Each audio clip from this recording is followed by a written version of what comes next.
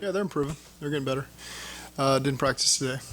Just keep taking it day to day. Is there any chance they could potentially play this week? We'll see. Every day that passes makes it probably a little more difficult, but we'll see. How's Ted came through? Looks like he practiced Yeah. Yeah, Ted was great today.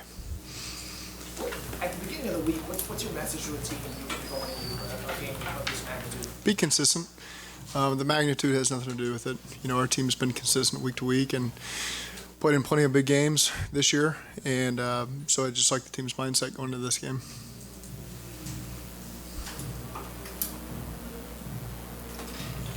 I think Brian was talking about how Joe can be locked in, but also be loose when he needs to be. It kind of just doesn't really get too tight as the game progresses. How important is that for a quarterback not to be so tight when a big game, when the games get deeper into the season? He trusts his preparation, and your preparation leads to confidence, and that's just what you see from Joe and all of our players is they know that they've prepared themselves to reach their potential as a player, and so when they walk on the field on Sunday, they're relaxed. I know you said you wait till the end of the week to get injury reports, but with Mahomes, do you watch the videos to see what he's doing a little bit, just that they're out there, or kind of read up on his status? I mean, is it any different? You follow the injury reports day to day, but you take it all with a grain of salt. Zach, in 2020, what made Joe Mixon a guy you wanted to extend and build around? I thought he was a great leader for our team, brought a lot of good energy, works his tail off, loves to practice, loves to play football, just loved his energy. And how have you seen him evolve as like at one point he was the feature power back, 2019 was the run first offense. How have you seen him evolve to now it's like an efficient run game? How has his game evolved as you guys have evolved? I think he just understands, what's important as an offense geared towards winning. And as we continue to add more weapons, that makes everyone's life a little bit easier when you can spread it out and capitalize on the opportunities you get in the run game. And the efficiency is the key. Make the most of your opportunities. And I think our running backs really understand that. What did you learn going into Arrowhead last year for the AFC Championship game that you could lean on this week coming into it? I don't know that we learned too much. It's just we've played in that environment before, and so you've got that to fall back on. So aside from really just playing in front of their crowd, we've played this team several times now, and so that's probably what you draw on the most. How does that environment compare to what you just faced in Orchard Park? Arrowhead's one of the toughest environments to play in. I thought last week was tough. It's a great environment. Their fans are into it. Same thing in Kansas City. It's a fun atmosphere to play in if you're part of the NFL, and so our guys look forward to it. How frustrating is it when your quarterback makes one of the best throws he's made all year, the receiver makes a great play on the other end, and it's taken away on review? How frustrating? I know it's frustrating to the players. They had great plays taken away from them.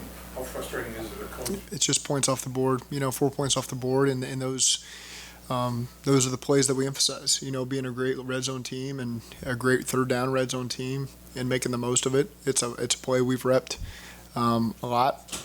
Mixon scored on it against the Saints, and felt good about the look and had the opportunity there, and it just didn't quite come through for us. You in your team meeting for the Titans game talked about the back half of your schedule and then started the whole they got to play us thing, and then the next day pushed up their screens out. Did you think it was going to go as viral as it has? I don't ever really plan for the viralness of anything. It's just kind of how your message is at that time, and I've probably had a lot of other that should have been viral worthy that just weren't, because that no one will ever know about. But sometimes things like that just catch on, and it's fun to be a part of when that happens. Ted Turner said that your meetings the night before the game were about 5 minutes. Why have you learned to maybe make them shorter? Like, what's your reason behind cutting down to 5 minutes? Yeah, my strength is not to speak for 30 minutes. I don't have that much that's worthy of their time, and so you try to keep it concise. That's how I feel when I'm in the audience oftentimes, is I just want the meat of the message. And, I'm sure I've been long-winded before. And so, again, you try to continue to grow and keep a concise message that the guys can really take in, and learn something from, and that's what we try to focus on. Both your coaches and players have said that those messages have been big impacts. How much time do you put into those? Is it something that comes to you quickly and easily? Is it something like to construct? What's it like? It just depends. Some weeks I've got the notes app in my phone, and so there could be different times. I've probably got all lists of things that I've thought about over the week, and sometimes it just hits you, and you put it in there, and then a day later you don't like it anymore. And I've certainly got tons of resources here in the building with people that have been great, Doug and Joey, and all sorts of people that have helped in that messaging. A lot of talk, Zach, about Andy Reid as a play caller. What do you see from game to game or over each time you face them from Steve Spagnuolo? Oh, you threw a curveball at me there. He does a great job. I played against him many times in my career. Creative, keeps you off balance. The players, you can tell, believe in the scheme, and they do a great job bringing it to life. So they're put in good positions that make things difficult for you. And so again, he's a big reason why they continue to be in this position. They got a great defense, they got good players, but they utilize them the right way as well. Does he throw a lot of different wrinkles each different time you face him, or in the last 3 times you faced him? I think that they have a good amount of defense, to pull from at different times, and of course, like anything, it can evolve from week to week. And so again, he can just play a lot of his own coverage. He can pressure you. He can mix it in there, and they've got a lot of ways that they can utilize their players. Earlier in the week, you talked about, or in the season, you talked about Burrow being in the MVP race. What's it like to see him as a finalist for the award now at this point of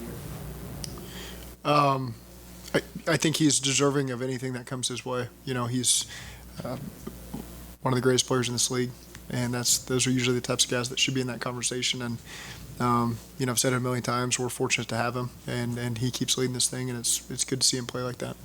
You drafted or otherwise acquired a lot of players in college who are playing for 1 championships. Is there intent behind that, and why is that important to you? Well, they've got a good baseline to pull from, and they know what it takes to be a consistent winner and to win championships and play at a high level and play through extended seasons. A lot of these college seasons, I don't know when that game was, January 10th or something. That's pretty deep into the NFL season as well, and so they've got the stamina to pull through. That's not critical. There's plenty of people that didn't play for championships, but we just want that mentality, that mindset, and that understanding of what it takes to be consistent in meetings and at practice, and not just the beginning part of the season when it's a little bit easier, the first 3, 4, 5 games, but to maintain that consistency throughout. I think there's a lot of college programs that do a great job getting their guys ready for the NFL that way, and if it's 50-50, oftentimes you're going to pull a guy that got that in him. Kind of on that same note, do you look for qualities, guys who could be as successful as you can be against elite quarterbacks, and how much do elite quarterbacks like Mahomes impact the types of guys you want to add to the defense? I think their starting point for us is guys that fit our scheme, and obviously as you continue to play in this division is critical because that's the best ticket to the playoffs. And all the things that you want to do is win in your division. Obviously in this specifically this conference, there's so many great quarterbacks. That's a given that you're going to have to prepare for that. But the starting point is, how does it fit our scheme? How does it fit our division? And then move on from there. Preparing for Chris Jones, you've had to do it a lot. Does it Yeah. get any easier? No, it doesn't. He's seeing the MVP conversation too. I mean, he's a great player. He always gives teams a real headache to go against, run and pass. You can tell how smart of a player he is. I don't know, I've never met him, but you can just tell his style of play is he's a very intelligent player. And so, again, he's a real challenge to go against. Your team throughout the years has been pretty vocal about its confidence about beating other teams before they play them. What's it like to kind of see that, maturation? What's it like as a coach?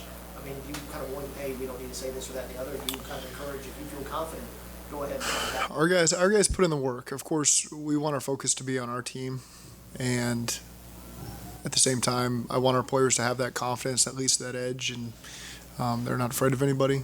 They know that they've put in the work. They know that they belong in the field with everybody. There's certainly a balance there that you have to strike. Joe Burrow, the leadership and the poise he shows, like he says, he doesn't get too high or too low, in games. Like, how much have you seen that progress from the day you guys brought him into just being in his second AFC Championship game? It's never changed. I don't think I've seen it progress at all. I think it's how he's been probably his entire life, as long as I've known him. His personality has not changed. His demeanor has not changed. He's just got the right edge to him at the right times. and the other moments where he can pull back and relax a little bit, and that probably stems from being prepared at that point. He knows he's put in the work, and I don't know if relax is the right word, but yeah, he's got the right edge to him. How much was the chess match been between Chase and the Chiefs corners? As the way they've played him has kind of evolved over the last year. Different corners, They've last year was different guys. This year's different guys. They've done a good job. They got young corners over there that are physical, and they do a good job. They play with a lot of confidence, and so again, that goes back to the scheme with Steve, and I think they do a great job there. And you got to continue to try to find ways to put your guys in the best position to utilize their talents.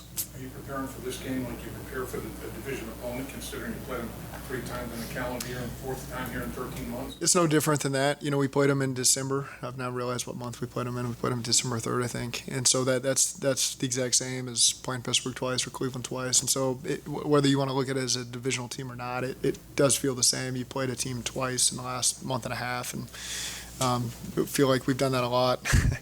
I think we've only played 4 teams this year, I think, and that's certainly what it feels like in these last 2 months. Is Trey Flowers trending upwards this week? Yeah, we'll I think Trey, we'll see where he's at tomorrow. Last week, a lot of snow. This week is supposed to be extremely cold. How does that affect your preparation, special teams wise, play calling wise, anything like that? Our team loves the cold. It's we try to get work in it when we can. We try to make sure we're always ready for our environment. We've played in a lot of cold games these last 2 months. New England's pretty cold. I thought our guys held up well, so our guys will be ready for it. I don't think you all piped in crowd noise today in the stadium. I know you did last year. I mean, I guess having been there last year, does that affect how you guys prepare for the crowd noise this year? It's a loud place, and so our communication, we got to do a great job. There's a lot of ways that we work on that and make sure we're on the same page. Crowd noise, simulating crowd noise is a part of that, and we pick our times during the week where we try to do that.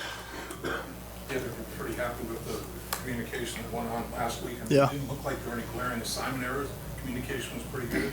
It was good. I thought that the guys really did a nice job. They're on the same page, and was proud of the way that the guys handled the communication. For the last 2 times you guys been on the field, it snowed and it sleeted today. Did you like the fact you got a little bit of precipitation out there and you got a little bit of... I did. I might have been the only one, but I enjoyed that. There's a little bit of wind, a little bit of wintry mix, I think is how it's labeled on the weather app. And, not quite as cold as it's going to be on Sunday, obviously, but I think it's good to get in the work. Is that the reason you went out, just for knowing that it's going to be cold, you want to get outside? And, we were always inside on Friday, and so you just got to take what you can get. If you can get outside on Wednesday, who knows what tomorrow is going to be like. I haven't dove into it too much, but again, you could have a rough day where you got to be forced inside, and then you didn't get a chance to get outside all week. So just want to take advantage of it when we knew we could do it. Zac, I don't know that your fans are staying outside to get conditioned for Sunday, but do you have a message for them ahead of this AFC championship? I know our fans will be ready. I know that they're going to show up and be as loud as they've ever been. We had a great group of fans that were there last year in Kansas City. We had a great group in Buffalo. I've seen the bar scenes firsthand here in town. They're great as well. And so I know that our fan base is going to be amped up and ready to support us in this one.